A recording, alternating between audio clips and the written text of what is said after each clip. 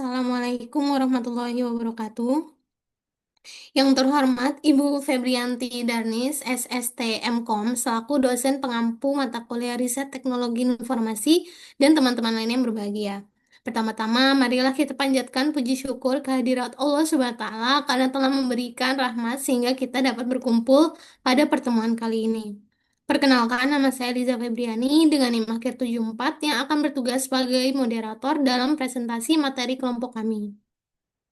Adapun anggota kelompok kami adalah Zahra Ayu Rimbani dengan NIM akhir 20, Hikayati Oktaviani dengan NIM akhir 88, Ajriatus Sururi Putri Maharani dengan NIM akhir 85, dan Ainun Najwa dengan NIM akhir 10.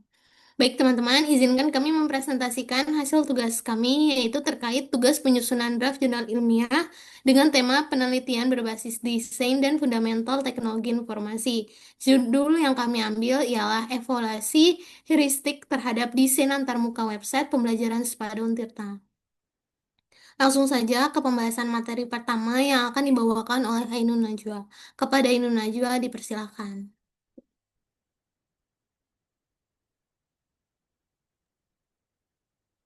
Pertama latar belakang, jadi Sepada Untirta adalah platform e-learning yang digunakan oleh Civitas Akademika, baik dosen maupun mahasiswa, sebagai sarana pembelajaran daring. Dalam penggunaannya, tampilan latar muka atau UI memiliki peran yang sangat penting. UI yang baik dapat meningkatkan kenyamanan pengguna serta mendukung efektivitas dalam proses belajar mengajar.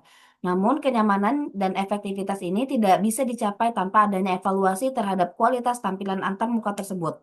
Oleh karena itu, evaluasi dilakukan dengan menggunakan metode heuristic evaluation yang dikembangkan oleh Jacob Nielsen. Metode ini fokus pada 10 prinsip usability yang umum digunakan untuk menilai kualitas desain antarmuka dari sudut pandang pengguna. Next. Pada penelitian ini, terdapat 3 rumusan masalah utama yang ingin dijawab. Yang pertama, bagaimana penerapan prinsip heuristic usability pada antarmuka pada Untirta? Apakah prinsip-prinsip tersebut sudah diterapkan dengan baik? Kemudian, apa saja kekuatan dan kelemahan dari tampilan antarmuka pada saat ini? Dan yang terakhir, apa saja saran atau masukan yang bisa diberikan untuk memperbaiki dan mengembangkan UI tersebut agar lebih optimal? Berdasarkan masalah tersebut, ditetapkan juga 3 tujuan utama.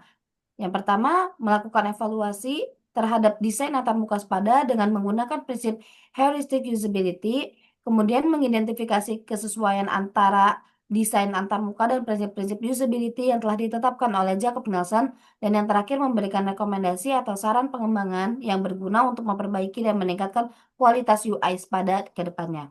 Selanjutnya akan dijelaskan oleh rekan saya. Oke, di sini saya akan menjelaskan mengenai konsep dari HCI dan juga heuristic evaluation. Jadi, HCI atau Human Computer Interaction merupakan ilmu yang berfokus pada perancangan dan evaluasi sistem interaktif dengan memperhatikan kenyamanan, efisiensi, dan juga pengalaman pengguna. Nah, dalam konteks e-learning, HCI sangat berperan penting dalam meningkatkan kualitas LMS atau Learning Management System, konten, dan interaksi digital baik untuk siswa maupun guru. Nah, salah satu pendekatan evaluasi dalam HCI yang kami gunakan adalah heuristic evaluation, yaitu metode yang digunakan untuk menilai antarmuka pengguna berdasarkan 10 prinsip usability Jacob Nielsen. Prinsip-prinsip ini mencakup visibilitas status sistem, konsistensi, kontrol pengguna, pencegahan kesalahan, hingga bantuan dan dokumentasi. Nah, dengan metode ini kami akan mengidentifikasi kelemahan UI yang bisa menghambat kenyamanan pengguna. Selanjutnya, ada metodologi dari penelitian kami. Penelitian kami ini berjenis evaluatif menggunakan metode heuristik, dengan subjeknya adalah UI dari website pada Untirta. Nah, beberapa tahapan yang kami lakukan, yang pertama ada planning atau perencanaan, di mana kami melakukan studi literatur dan juga penentuan metode.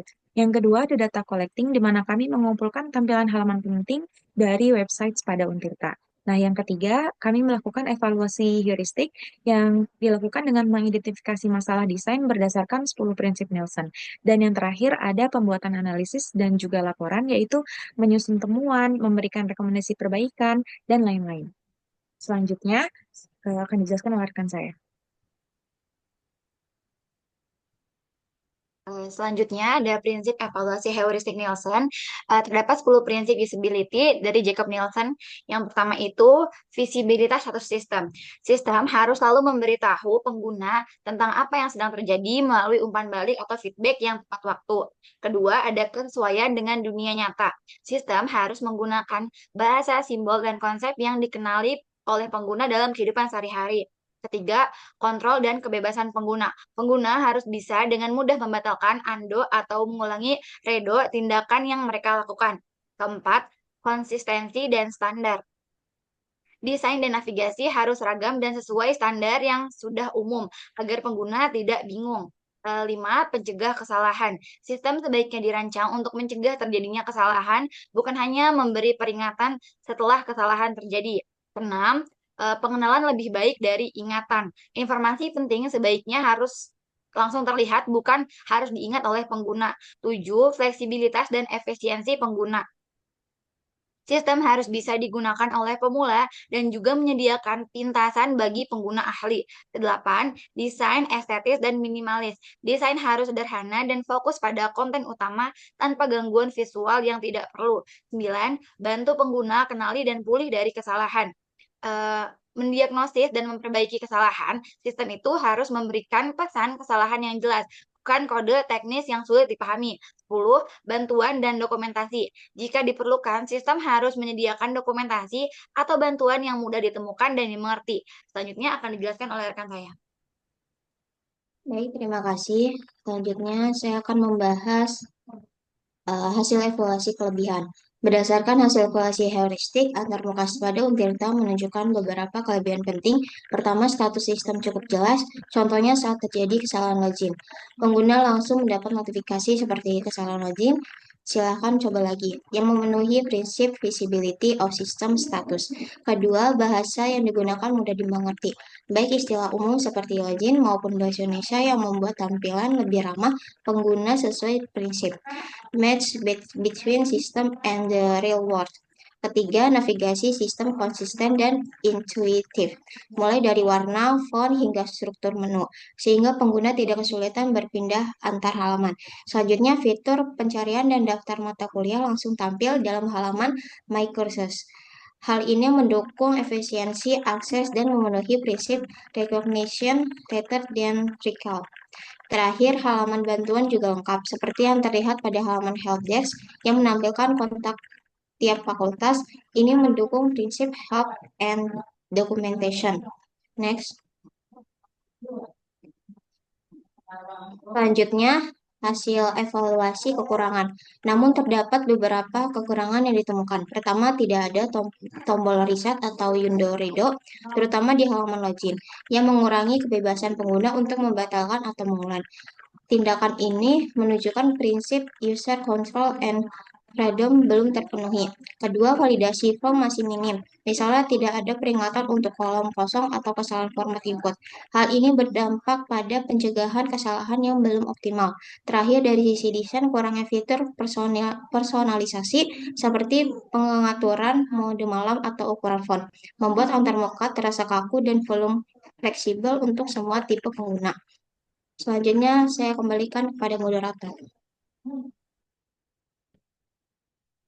Baik, jadi kesimpulan dari presentasi kita kali ini berdasarkan hasil evaluasi heuristik terhadap antarmuka website pada Untirta, dapat disimpulkan bahwa sebagian besar prinsip usability Nielsen telah diterapkan dengan baik, terutama pada aspek visibilitas status sistem, kesesuaian dengan dunia nyata, konsistensi desain, dan kemudahan akses informasi.